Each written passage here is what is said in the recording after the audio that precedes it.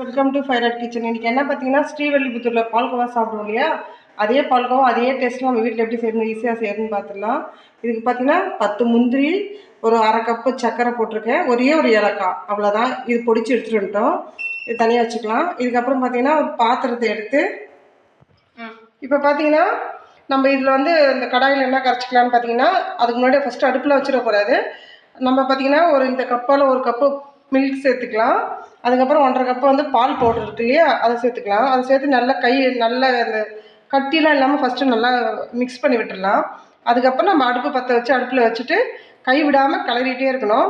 கிளறிட்டே இருக்கும்போது நாங்களும் இது கொஞ்சம் நல்லா கெட்டித்தன்மை வந்ததுக்கப்புறம், நான் ஃபஸ்ட்டு வீடியோ போடணும்னு நினச்சி அது செஞ்சு முடிச்சிட்டேன் டக்குன்னு. கொஞ்சம் நல்லா கெட்டித்தன்மை வந்ததுக்கப்புறம் பார்த்தீங்கன்னா 1 ஸ்பூன் நெய் விட்டு இது மாதிரி நம்ம கட் பண்ணுவோம் இல்லையா, ஸ்வீட்லாம் செய்கிற ட்ரே வச்சுருப்போம் இல்லையா, அதில் வந்து ஊற்றிக்கலாம். ஊற்றிட்டு நம்ம வந்து இந்த முந்திரி பருப்பு, பாதாம் பருப்பு நம்ம சின்ன சின்னதாக கட் பண்ணி வச்சுக்கலாம். அழகுக்காக கட் பண்ணி வச்சுட்டு அது மேலேயே வச்சிடலாம். இது கொஞ்சம் திக்னஸாக செய்யணும். நான் கொஞ்சம் மெல்லிஸாக செஞ்சுருக்கேன். ஃபஸ்ட்டு இது வந்து கொஞ்சமாக செஞ்சுட்டு அப்புறமா கொஞ்சம் நிறைய செய்யலான்றத கொஞ்சமாக தான் செஞ்சுருக்கேன். சூப்பர் டேஸ்ட்டில் இருக்குது. அதே எந்த ஒரு இதுவும் இல்லாமல் அதை விட இது சூப்பராகவே இருக்குது டேஸ்ட்டு. ஸ்ரீவில்லிபுத்தூர் நம்ம ஈஸியாகவும் செஞ்சிடலாம் டக்குன்னு. கைவிடாமல் கலரணும், அதுதான் மெயின். ஓகே ஃப்ரெண்ட்ஸ், இந்த வீடியோ பாருங்கள், பிடிச்சா சப்ஸ்கிரைப் பண்ணுங்கள், லைக் பண்ணுங்கள், ஷேர் பண்ணுங்கள். இன்றைக்கி ஒரு ஸ்வீட் பார்த்துட்டோம். ஓகே, டாடா, பாய்.